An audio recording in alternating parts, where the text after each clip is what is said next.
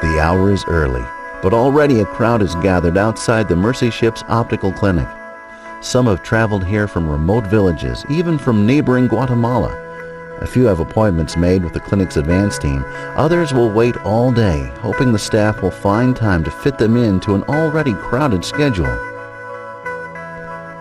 When the clinic opens, staff members begin the wrenching process of screening patients.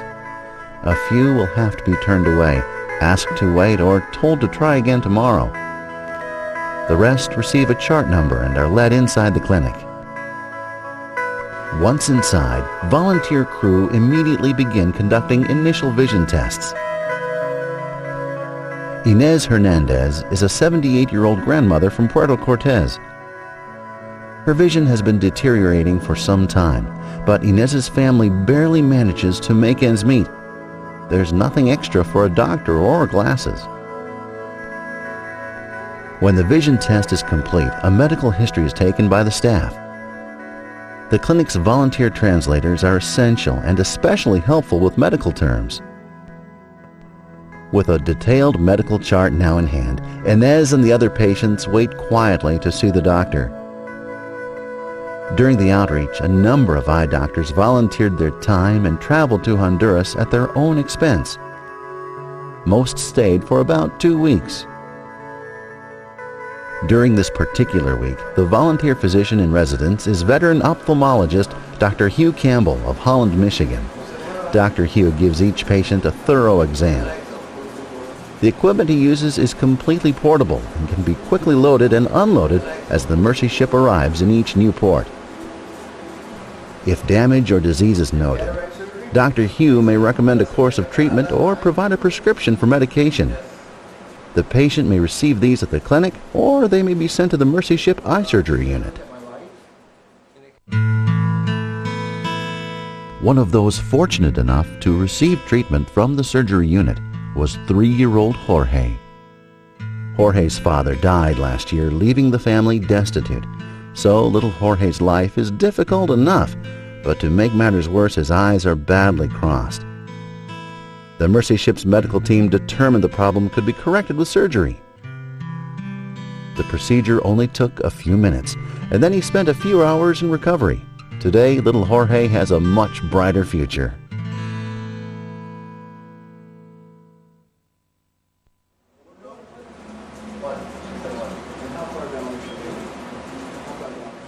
Back at the optical clinic, Dr. Hugh notes that 45% of all the patients he sees will have some type of serious vision complication: cataracts, pterygium, glaucoma, infection, or even severely crossed eyes like little Jorge.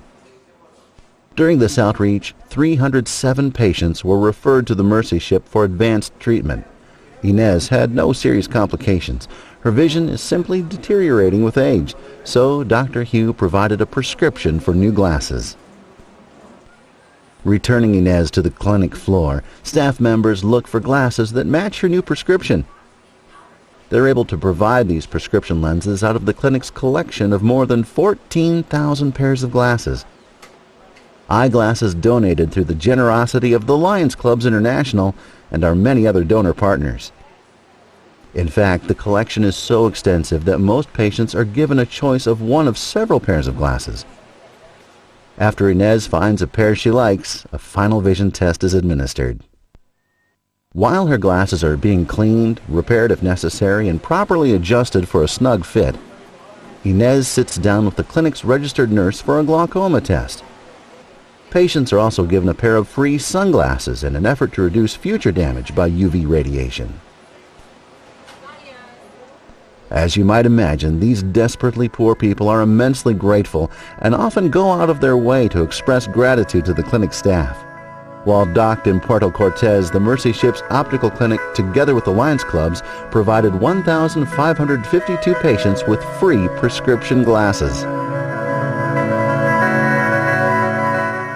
Of course, there's never enough time to see everyone. A few people were still waiting outside the clinic door each day at closing time. They may wait a long time before a Mercy Ship sails this way again. The Caribbean Mercy has many more ports to call on throughout Central America and the Caribbean Basin, ports where thousands more wait to receive the gift of sight. Volunteers are needed now to collect donations of prescription glasses, to label and sort them. Ophthalmologists are needed to serve in the optical clinics. And funds are needed as well. For as little as $150, you can even help give back sight to a blind person through an onboard cataract operation. If you partnered with Mercy Ships for this outreach, thank you on behalf of our new friends in Honduras.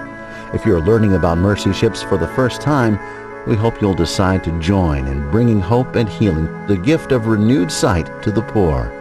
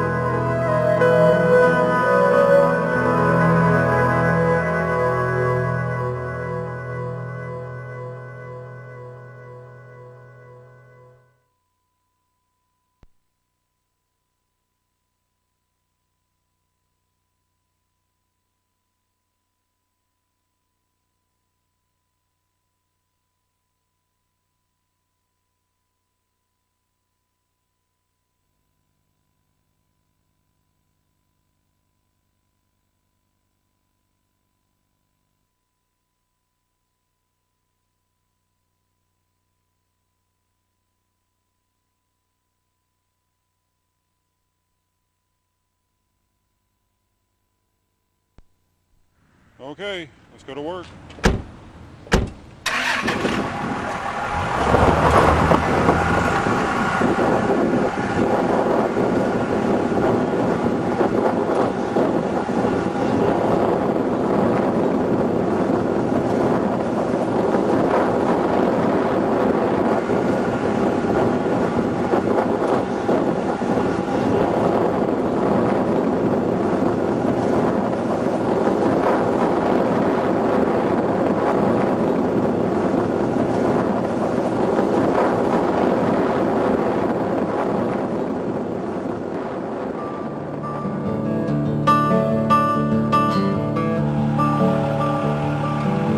After an hour's wild ride over bad roads and narrow bridges, the Mercy Ship's well drilling crew begins another day's work in the Honduran countryside.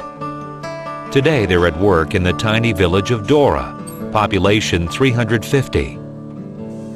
Dora is typical of rural communities throughout Honduras, a country routinely listed as one of the poorest nations in the Western Hemisphere. Health department tests showed 70% fecal matter contamination of Dora's drinking water. Imagine trying to survive while having to use such contaminated water for all your needs on a daily basis. These people can't afford the cost of drilling deep for a potable water source. They struggle just to keep food on the table. These simple, hard-working people earn a meager living by farming small plots of land or hiring on at the local plantations. Their homes are palm-thatched huts, or in some cases, cinder block with tin roofing. Their diet consists largely of beans, rice, corn, plantain, and bananas. The heavily contaminated Ulua River is the water source for many villages in the surrounding area. In Dora, most people draw their water from disease-prone, hand-dug wells. Hondurans generally rent or own extremely small plots of land, and so the house, latrine, livestock, and the hand-dug family well are often located much too close together. Community leaders and the local health department help the well drilling team select villages with the most desperate need. Priority was given to communities like Dora with its contaminated water supply. To qualify for a free well, each village was asked to form a neighborhood water board and contribute a drilling site on community property. They also had to provide local labor, build a pump house, and train someone to maintain the well.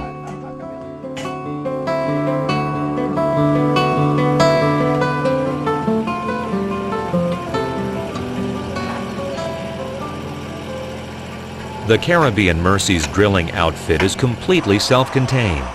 Although small enough to be lifted on and off the Mercy ship at each new port, the rig is still capable of drilling a 6-inch shaft to a depth of 200 feet. After many years' experience, drill team leader Phil Wilson can tell when the local water table has been reached by the texture of the material flowing out of the borehole.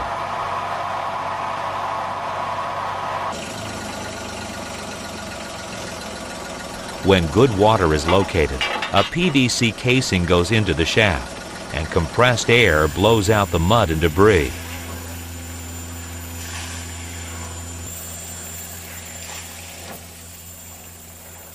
Next, the village is asked to pour a cement slab around the wellhead casing and build a secure pump house or hand pump platform. Once these tasks are complete, Phil and his team returns to drop the pump down the well and hook up the electric or install the hand pump assembly.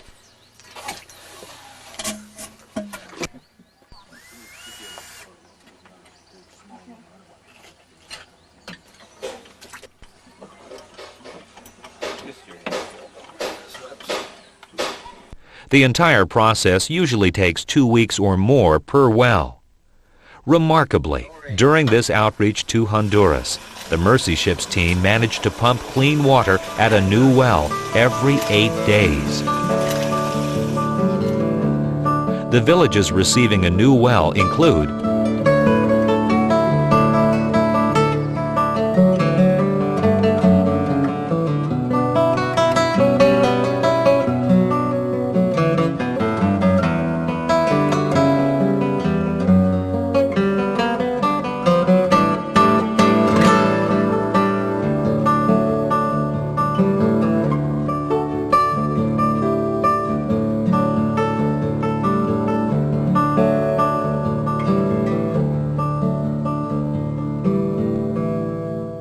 In 13 weeks, the Mercy Ships well team drilled more than 800 feet and established 11 working wells. Wells that now reliably pump in excess of 255 gallons of pure water every minute and serve nearly 4,000 desperately poor Hondurans. But this effort provided new wells to an area measuring no more than a few square miles. Throughout Honduras and the Caribbean, there are thousands more such communities forced to use contaminated water. If you are a current partner with Mercy Ships, thank you for your assistance in helping bring clean water to those in need. If you have yet to participate in a Mercy Ships well drilling project, please consider giving the gift of health by helping to bring pure water to thousands of men, women, and children living in poverty. Perhaps you'll choose to help sponsor a well or a series of wells during an upcoming outreach. Whatever you do, the gift of clean water is one of the most precious gifts you could ever give to a needy family or community.